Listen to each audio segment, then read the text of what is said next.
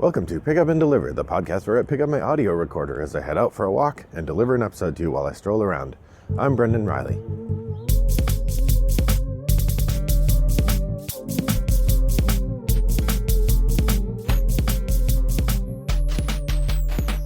Well, good morning, listeners. Welcome to a lovely day here in suburban Chicago. I say lovely in spirit, not lovely in weather. The weather is actually kind of crummy. It is cloudy and gloomy and cold. It's in the 30s, 38 degrees, and in what's come to be expected in the Midwest for weather, it looks like it's going to be 83 degrees by next Saturday. So we're going to see a huge swing from low to high in terms of temperature this week. That'll be fun. It'll be fun for walks anyway. So today I was prompted to start this discussion by an experience I had late last week. Late last week I had some errands to run, so I found myself in the downtown area, and apropos of nothing, I just popped into my local game store to see what they had and what kinds of games they were selling, and they had on the counter a couple copies of Golem. And I remember that when that was announced, there were a few people who were pretty excited about it, and then I didn't hear much about it afterward. So there's that, is one prompt for this discussion, and then the other prompt is a video made by Alex from Board Game Co. I feel like his last name is Radcliffe, but I don't know that that's actually true. From the web channel Board Game Co. And he, every now and again, he seems to be one of the more moderating voices on board game media, in the board game media landscape, about controlling or restraining your purchasing habits, even though a huge part of his channel is covering the new hotness. So if you watch half his channel, it seems like he's saying, check out all this amazing new stuff. And then the other half of his channel is saying like, be careful with what you buy and how much you spend on games. So it's an interesting mix, I think, of game elements. And it makes me, it sort of had me thinking about this year. I have been more constrained than in previous years with regard to game buying. A big part of it is just really trying to hold myself to that walking cash philosophy. It's not entirely worked, but I've certainly bought fewer games in the first 4 months of 2022 than I did at this pace last year. But so as I think about that, and I saw that Golem game, which retails for $80, yikes, I was thinking about what are the games that are coming out this year that I'm excited for? What are the games that I'm sort of on the fence about? And just had myself thinking about games to get, or what games I might want to get. So here's a few. First, I was going to talk about games that are pretty solidly on my I really want that list. The first two are actually so far on the I want that list that I have pre-ordered them. I told my game store I would like to buy these games. Please order them for me. The first one is Messina 1342. I don't know if that's actually the year attached to the game. It could be 13 something else. I know it's 13 something. And this is a co-design of Vladimir Suchy and somebody else. And it is a game about the Middle Ages and the plague. I don't know much more about the game than that. It's pretty minimal in terms of coverage. There have been a couple people who played it or talked about playing it and they really liked it. For me, it's the designer pedigree. Vladimir Suchy is one of my favorites, if not my favorite game designer. And so I'm really excited to try that one. So that's been a must buy right from the beginning. The second one that I pre-ordered is Ark Nova. Ark Nova is, of course, the new tableau builder, engine builder game, sort of in the vein of Terraforming Mars, with a giant pile of cards that's apparently very, very fun. It's gotten good reviews widely around, and it's already in the top 100 on Board Game Geek. It is generally thought of to be one of the best, if not the best, games that came out late last year or early this year. I think the official street date is sometime this month, so I'm hoping my copy will come in soon. But Ark Nova, yeah, this is a top bill for me. Definitely a must pick up. Then we have Boon Lake. This is the third one that I've pre-ordered. Boon Lake is, of course, an Alexander Pfister title, sort of in the spirit of Great Western Trail and some of his others. This one, I like a couple things about it. It's got that sort of small campaign element that I've heard so much about. It's got a race element, which is something I think is fun when you can push how fast you go, and that makes the game go faster. That's an interesting mechanism to play with. And then it at least attempts to tackle the question of colonialism by sort of writing a narrative in which there is a place where people used to live, but nobody lives there anymore, so we can go there and exploit the land. So those 3 are definitely going to buy them, pre-ordered them from my game store, can't wait to get them kinds of games. Then I have 4 more games that have come out that I'm pretty solidly sure I want to get, but I don't yet know for sure. And these are, the first one is called a GNC. This is a new game from Asmati Games and designer Carl Chuddik. It is another one of these card games where you're tucking cards and doing stuff with cards that I just really like how these games work. I love the multi-use card mechanisms and the different systems that Chuddik comes up with. I'm happy to play those anytime I can, and the GNC is the newest one. I'm tempted to, there is a print and play of this game. Maybe I will say to myself that I have to print it out and try it before I buy it, because I do have several of these games. I've got Impulse, I've got Matainai, I've got Glory to Rome. Well, I have a homemade version of Glory to Rome. I have Innovation, and I have Blood of the Northmen, which is a area control game with pieces on the board, but it functions very much like one of those multi-use card games. It's just you have tiles instead of cards. And I like these games a lot, but I don't really play them all that often. So the question of whether I should buy another one is, I think, not an unreasonable question. And then 3 more. Mind Clash Games just announced a card game coming out in the fall called Septima or Septissima. And this seems to be a card game about witches. I don't know a whole lot about it, except it's from Mind Clash. And games from Mind Clash are an automatic probably going to buy. I've learned that there is another game coming out. It's officially part of the Sherlock Holmes Consulting Detective line from Space Cowboys, but it is not, in fact, a Sherlock Holmes game, I don't think.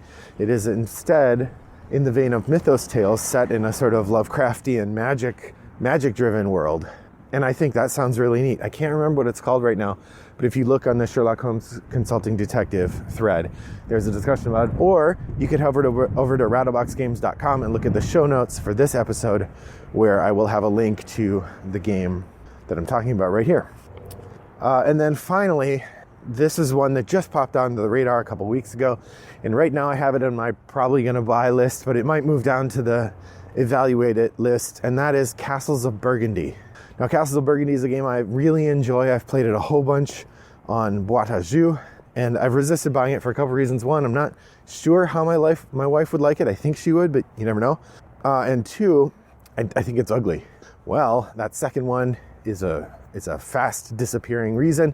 The company Awaken Realms is releasing a new deluxe edition of Castles of Burgundy. It's going to be funded on GameFound, and it's going to be lavish. The art styles are really neat looking. I already signed up on the mailing list, so I'm excited to see what comes from that. I suspect I will be backing it, depending how much it costs. I'm not sure if I want to spend $100 on that game, but I might spend $50 or $75. We'll see.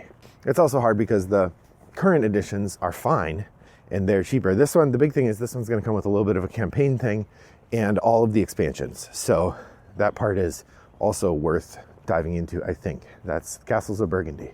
So those are my must-have games. That's 1, 2, 3, 4, 5, 6, 7, and that's a GNC and Septima right are on the border there. So those might be taken off. But those are games I'm very excited about, games I'm already sort of planning to buy when they come out.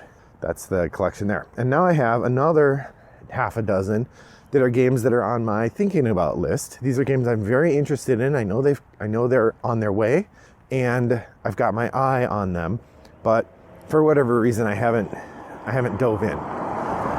The first of these is Voidfall.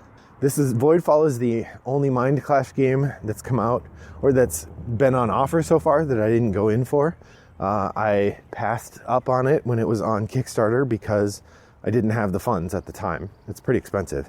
However, I did back for $10 so that if I decide I want to jump in, I can, because I got access to the pledge manager.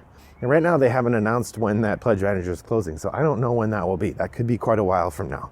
Now I know I have at least 2 friends who have backed the game already, so it's certainly not an issue of I need to have this in order to play it, because I know at least 2 people who have it, who are getting it already. That said, I like to have Mind Clash games. They're one of the few companies where I'm sort of all in, Vladimir Suchy being the other one. And so part of me really wants to get that for completionist's sake, but that's maybe not a good reason to spend that money. So I may get over that. Next up we have Golem, which I mentioned already. Has a fine design pedigree, Wolfgang Kramer and Kiesling, I think, actually. No, I'm gonna look it up.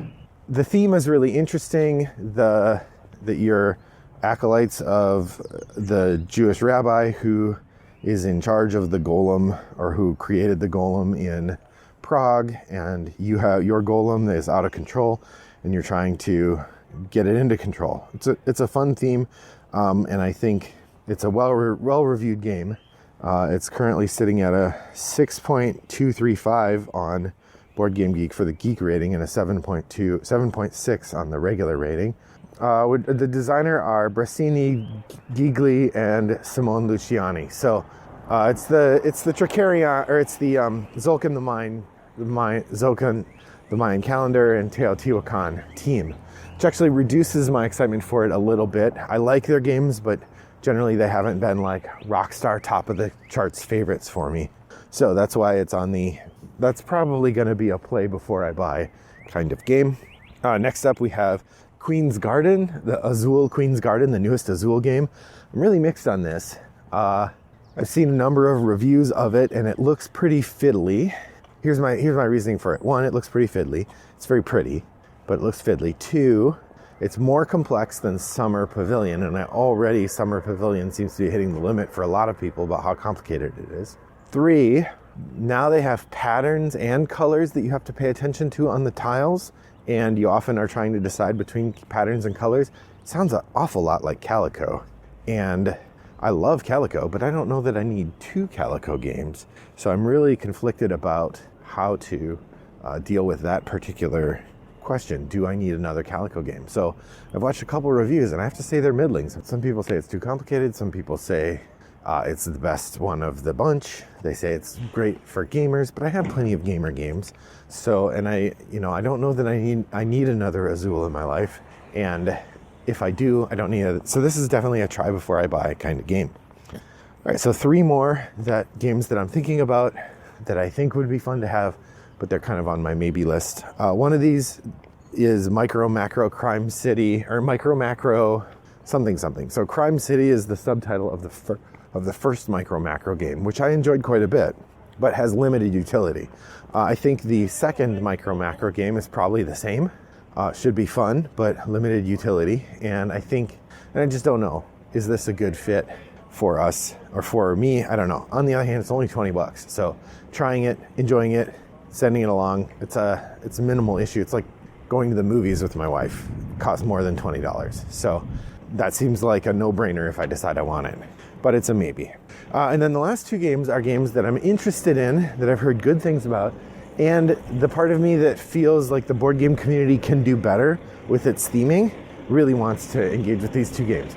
The first is Sky Mines. Sky Mines is a new version of the game Mombasa, being published by Spielworks, I think.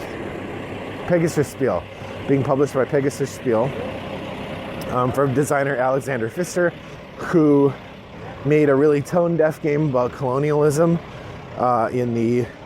in Mombasa, and that's not a game I want to play because the theme disgusts me. Sky Mines instead is about going to the moon and mining the moon. Now apparently cryptocurrency is part of it too, which that's its own kind of worrying, but the idea of it isn't quite as disgusting to me as it's not disgusting in the same way, and it's certainly not enough of a turnoff that I would say I'm not going to buy it. So part of me really wants to try that game or buy that game to support the idea of engaging with these better themes, which is also part of why I'm enthusiastic about Boone Lake.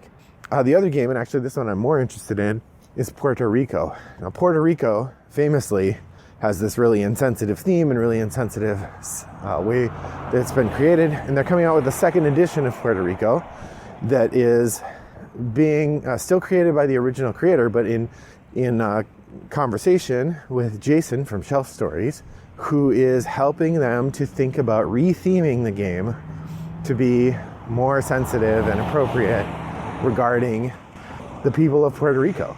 So I believe that it takes place after the Puerto Rican independence. And so now you're still doing a lot of the same stuff you were doing before narratively, but now you're a Puerto Rican working with other Puerto Ricans to make money rather than a European exploiting the Puerto Ricans to make money. It's a subtle change, but I think a necessary and really good one. So that is an idea that I'm really enthusiastic about. It's also a game, there's a reason it's in the top 50 games of all time. It's a very well-known, well-loved game that's supposed to be really, really good. And for that reason as well, I want to try it out. So those are the games on the horizon that I'm excited about. I would love to hear what you're looking at in the future, what's coming up, what are you most excited about, what games are on your must-buy list, what games are on your maybe-buy list. Come over to Board Game Geek Guild 3269 and share your thoughts on that. You can also direct message me, Wombat929 on Board Game Geek, or send me an email, Brendan@Rattlebox Games. I look forward to hearing from you, and I hope that your next walk is as pleasant as mine was. Bye-bye.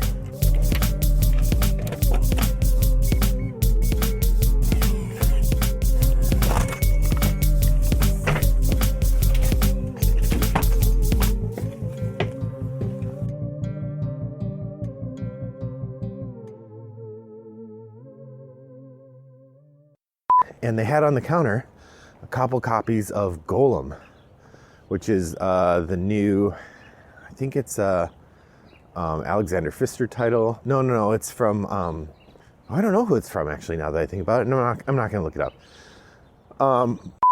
Brought to you by Rattlebox Games.